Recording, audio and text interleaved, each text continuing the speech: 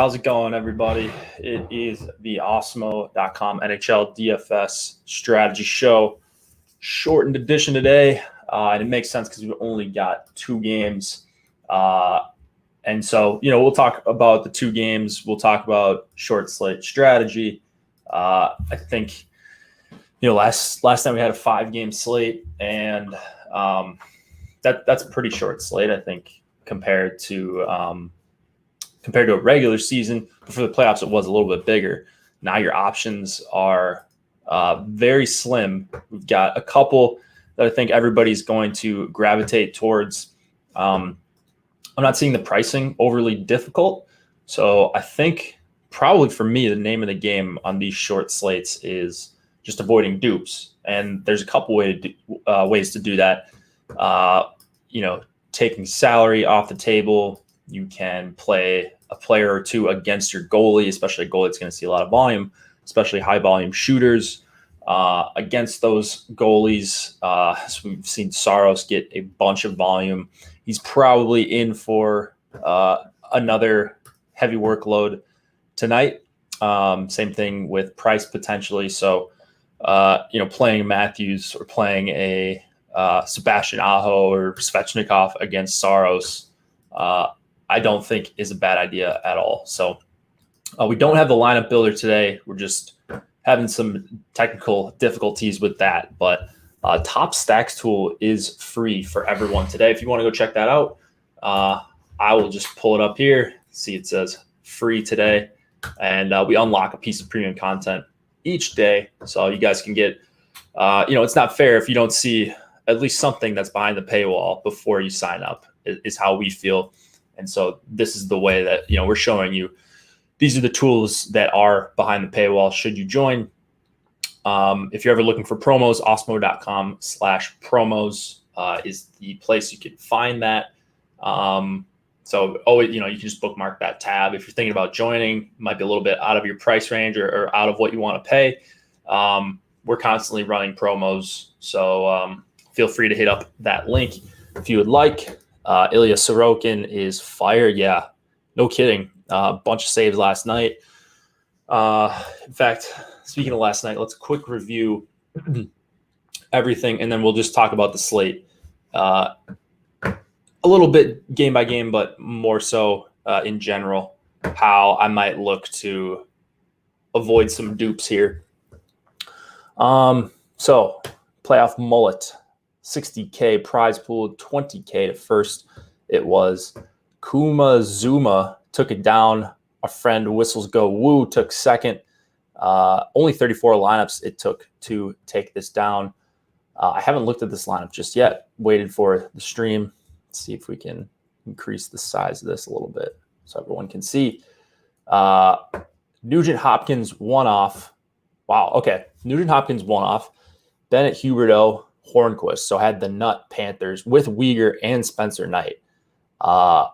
Player against his goalie, Alex Killorn, and then Mitch Marner, one off. Okay, so I think I actually had no Nugent Hopkins one-offs last night because I just said, if I'm going to play Nugent Hopkins, I'm probably going to just play the Edmonton power play stack. So I wouldn't have ended up on this lineup, but it is, I think, a pretty good-looking one. Maybe I don't go to Killorn one-offs, but I know he was in some people's cash lineups. So maybe this was a cashier build and just ended up, there might have been a swap or two. Nugent Hopkins was a fine play and worked out at under 5% ownership there. So congrats to Kuma Zuma. And I mean, anytime Whistles Go Woo shows up at the top, I feel like we got to at least give him a look, see what he's doing. Okay, so it is McDavid Draisaitl. That seems like a pretty good 2-man. In fact, I thought that was the best 2-man last night. That looks pretty good to me. Lowry Appleton, that looks pretty good to me. Low owned, and I think I had a bunch of Lowry Appleton with Edmonton 1. So I like that combo there. They were cheap. They were going to be they were not popular. They weren't projected to be popular at all. Under 3% for both of those guys. Hornquist, Marchment. Now they were they were expected to be on the same line going into the slate. And I don't know if Whistles Go Woo swaps or what his strategy is here. But, Hornquist and Marchment, that was a fine two-man going into it. Marchment scored a goal. He ended up playing on the top line. And then Hornquist had a big game power play goal that basically just got thrown into, I think it was a shoulder pad. And ended up going in. Spencer Knight gave up a goal on his first shot and then stopped, I think, 36 afterwards and got the win. So that will definitely do for 7,500. Only 5% of people played him. Nurse and Pietrangelo, I thought, were both great options. So great looking lineup there by Mr. Whistles Go Woo. Let's look at, I always like to see, is he doing the triple defenseman on all these? Maybe not. Puljujarvi Draisaitl with no McDavid. That's unconventional. Can work out. That was the second best lineup. Yeah, so it looks like he's just going 2-2-2 in a lot of these. Yeah, 2-2-2 with all the forwards. So getting those defensemen. Oh, no, here we go. Here's the triple defenseman. Morrissey, Nurse, and Shea Theodore, who was quite a disappointment. Only 7.1 points there. Minnesota still alive. I thought Edmonton would at least take a game or two in this series. Well, I mean, I thought they would have won the series, but even down 3-0, I thought they were maybe going to make it interesting.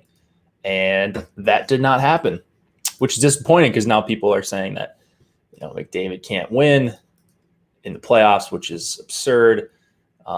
If you just look below the top line, which scores every single game, probably mostly multiple times in a lot of these games, I don't know if you're going to do it with Juhar Kara and Ryan McLeod, and Nugent Hopkins is solid. Definitely a good player there, but not much to speak of after that top line. And in the playoffs, you go up against some deeper teams. I mean, Winnipeg's not super deep, but getting back Ehlers was huge. I don't know. It was a super weird series. I felt like Edmonton, even though it was 3-0, I felt like it easily could have been 2-1 or maybe not 3-0. I think the first game for Winnipeg was pretty convincing, but they easily could have won the last two. They should have won game 3, lost the triple overtime game. Yeah, Oilers management. It's just, they're so bad. They're so bad. Yeah, let's see. Any other? I think Hoff had a nice night. Yeah, Hoff in the slack. Yeah, profited. Had a bunch of nice finishes. 3, 4, and 5 here. I'm guessing a lot of McDavid. Yeah, McDavid, Nugent Hopkins, Fiala one off. Yeah, Fiala was disappointing. Parise got a goal, only one shot. But in higher stakes, you don't need necessarily the nuts, which is nice. When you don't have to hit close to the optimal. I was right here, lost just a little bit on my 4 entries in the 333. I should probably show where I'm at in the playoff mullet. I don't think I guess my best finish was 13, but yeah, I didn't make any money. I lost, I think, about a third of my entries. So not terrible, all things considered. It looked like it was going to be a real rough night for me. And then I went to sleep, woke up, got more money back than I expected. So that is, that's nice. That's nice. Minnesota showed up, so I lost. Yeah, my boy Kirill, the thrill, finally got a first goal. I don't know. What do you guys think of that series? You think that could go 7 games? I mean, now you go back to Minnesota. They get Eriksson Ek. It doesn't sound like Pacioretty is going to be ready for this series.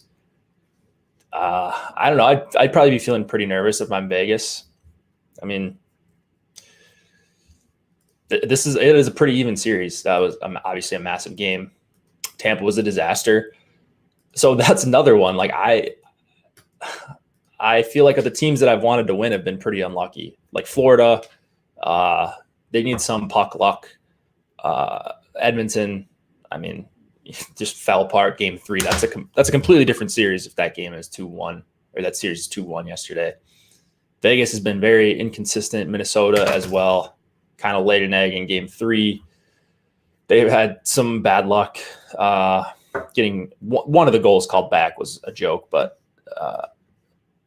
the other one wasn't. I mean, that kind of thing happens. So, but yeah, we'll see. We'll see if any of these teams can push to game 7. I'm really pushing for the Panthers. I want to see them advance and play, well, what I think is going to be Carolina, but I don't know. I mean, now I'm not feeling so confident in that one. 2-2, Saros is playing out of his mind, and it's just going to be a question of can Nashville score, because Saros has been playing awesome. These games, really quick, this is going to lock at, I believe it's 6:30. Let me check. 6:30 my time, 7:30 Eastern. When does the slate start?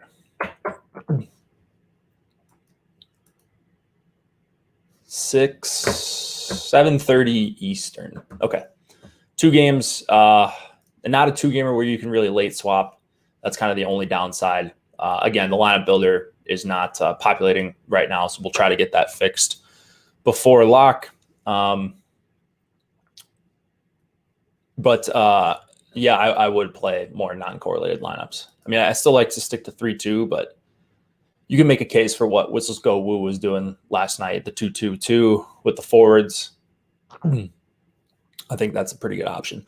Foligno, game time decision for the Maple Leafs. For Montreal, they were switching their lines around quite a bit yesterday. Lehkonen is, I believe, a game time decision. And then Tatar moved up with Deneau and Anderson for some time. Other notes in that game, I think that's about it. I think it's worth it to assume Tatar is going to play on line 1. We'll have the lines prior to lock.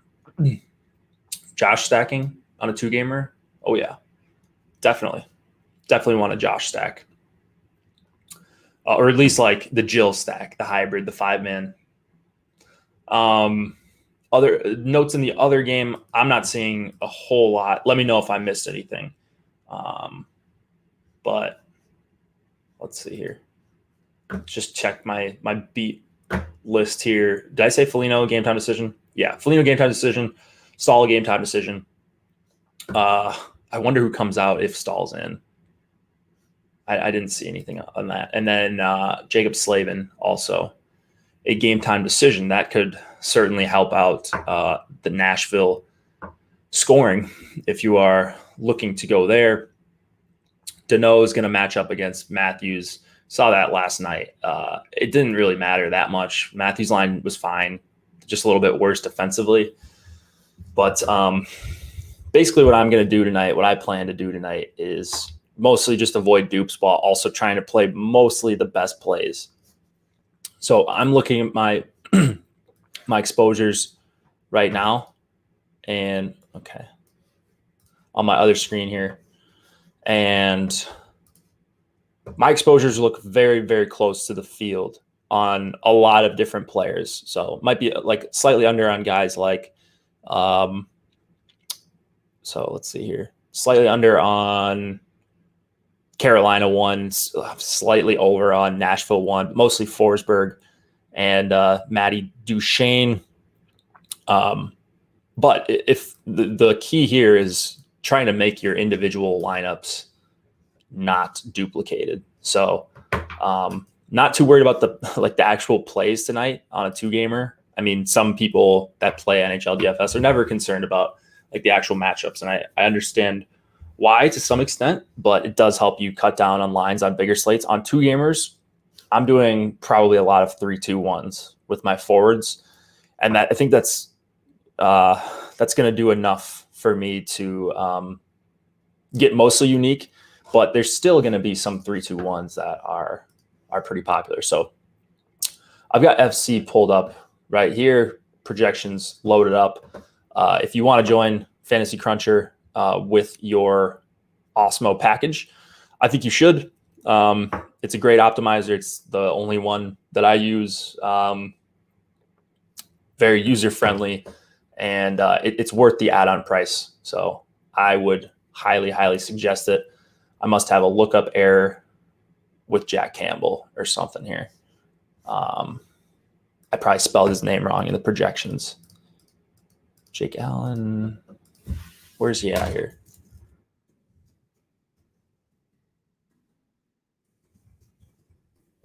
Oh, did I not add him in there? Well, that could be a problem. Let me see who I actually have in there. So,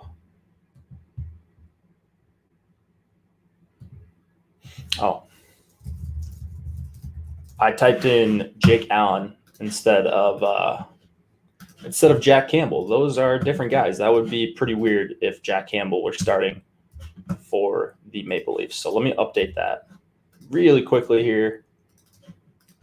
And then just quick show you guys how I would like to set up some lineups tonight. So you got your 3-man here on FC. You can check these. I usually don't check them. On a slate this big, I think maybe, or on a slate, this small, maybe you could. You could include a defenseman. I tend not to. Let's see if I can.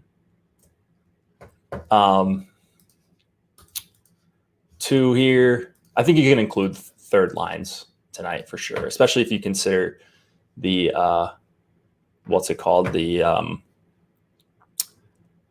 Gallagher to Foley line as line 3. I think that's what FC has him in as. So randomness tonight. Randomness is always the question, right? So this is pro randomness, or this is not pro randomness. So I think you could go up to 25 to 30 at least, maybe 40% randomness, classic randomness. FC pro randomness, I think you could go well over 100 on a 2-game slate. And, assuming you're going to cut out some of these lineups. So what I would maybe do is if you're making 20 lineups, maybe make 100 like this. And this is something that Alex has done a bunch of times on stream. But you see, you're going to get a bunch of Matthews. You're going to get a nice different mix of lineups here. And then we've got the ownership up here. So I'll add in the projected ownership for all these lineups. And then you can see, you can sort by projection, you can sort by ownership. If you're cutting down to 20 and you're starting from 100, I would start by cutting out some of the most owned lineups. Now, this one's tough, and this was why I prefer to do this in Excel, because this lineup, while there's going to be a lot of players that are popular here, and the total sum of ownership is high. It's the highest that we've got of this 100 lineup mix. Lajoie is going to be 0.7%, assuming he's playing tonight. He's probably, realistically might be 1 or 2%, 3% at most. So that's going to be a differentiator. You're going to be a 1v1 away, especially if you're playing large field tournaments from a lot of people. But good lineup construction. Actually, let me take out the power plays here. So 3-2, no power plays this time. Let's rerun it. And what you could do also, if you wanted to look at each lineup individually and see all right, are there 1 or 2 low owned parts, but the rest of the lineup's high owned? I think that's probably going to be a usable lineup tonight, even in the large field stuff. So here we got Brady Shea at 6%, probably going to be a little bit higher than that. So, this lineup I'd probably get rid of. And this is the fear of missing out thing that Alex has been talking about. This, I think this one is a little bit better. One of your defensemen is pretty low owned, Ben Sherratt, here. But, if you don't want to go individually through all these, I would just go like this. Make my screen a little bit wider. See if I can get 3 on here. Yep. All right. Cut off. So you can unselect. You can unselect lineups below. So you're basically cutting out right now the top 37 lineups in projected ownership. And then I would maybe cut down on some of the lowest projected lineups. So like here, we're only projected for 90. Up here, we're projected for 97. So that is a little bit wide of a gap. Maybe you cut off the bottom few here. Now you're down to 34 lineups, a good mix of lineups that are going to have a low ownership sum and a reasonably high projection. So that would be a good way to cut it down. You could also make other rules where, like, I don't really love this Bean and Shea together, not on the power play together, not at even strength together.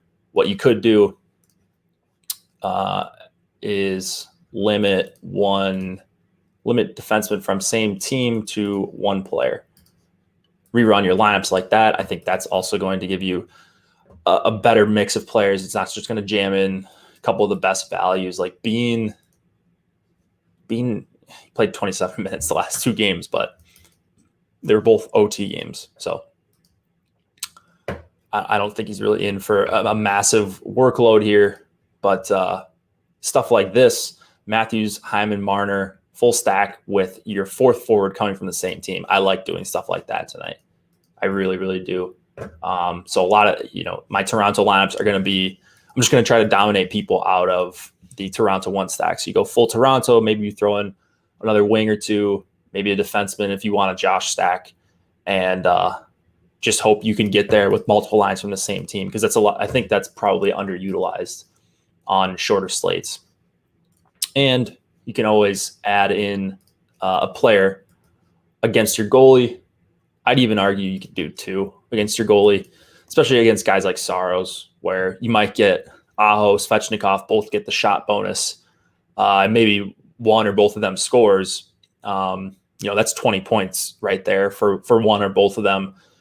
And Saros could easily get the win, like 4-3 with 40 saves again. That's pretty realistic. So you got to account for scenarios like that. So that's stuff that I like to do on these slates, but really I just like to get a good mix. I'm playing 112 lineups tonight on DK. I don't make a ton of heavy stands on these short slates. I just try to make each lineup reasonable chance to win, and definitely try to avoid dupes as much as possible. Now, if you look at me on lineup study tomorrow, I'm probably going to have some dupes, but hopefully less. And hopefully if I've got some live lineups at the end, I am not sharing the top prize with a bunch of people. That's what you're trying to avoid. Less so about the actual plays. If you guys have not checked out Jock Market, would be a perfect night to start up over there. If you see on the top right hand corner of your screen, Awesemo 20 will get you a $20 deposit bonus over on Jock Market. If you haven't heard me talk about them yet, well, you probably haven't been watching many shows, because they've been sponsoring us for a couple months, really helping us out, and they're trying to help you out with a $20 bonus. So go try their game, play over there. If you like stocks, if you like DFS, I'm assuming you like DFS / betting. You might be into some betting. Combines both stocks and the DFS aspects of this gameplay. So I would go check them out if you haven't already. And I think you will like what you see over there. Free premium content for today. Top stacks, like I just said. If you want to check out the top stacks, it's insane actually today, because 57% chance of being a top 2 stack, ownership share 38.7%. Still the highest leveraged line on the night.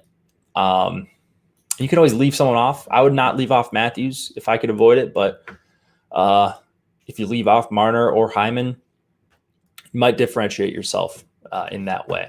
So use this top stacks tool to your advantage. I don't play a lot of 4th liners. I figured someone might ask about that at some point. I don't like playing a lot of 4th liners, even on short slates.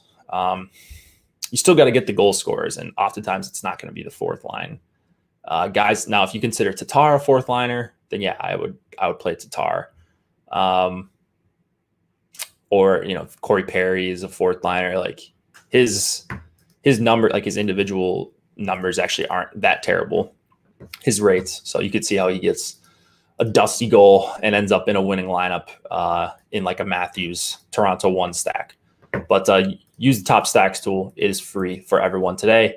As are the MLB rankings, as are the NBA ownership rankings, as are the PGA projections. If you're checking out PGA this week, if you got a Platinum Pass and access to all the tools on the site, those guys did a show earlier today, so I'm going to go check that one out later and get my PGA stuff started, hopefully tonight, but I usually procrastinate and am scrambling Wednesday night to try to get all my lineups in and register for contests and all that. But thank you, everybody, for joining today. Short show. We'll probably have a solo show tomorrow. I think we have a 3-gamer, so a little bit more to talk about, I think.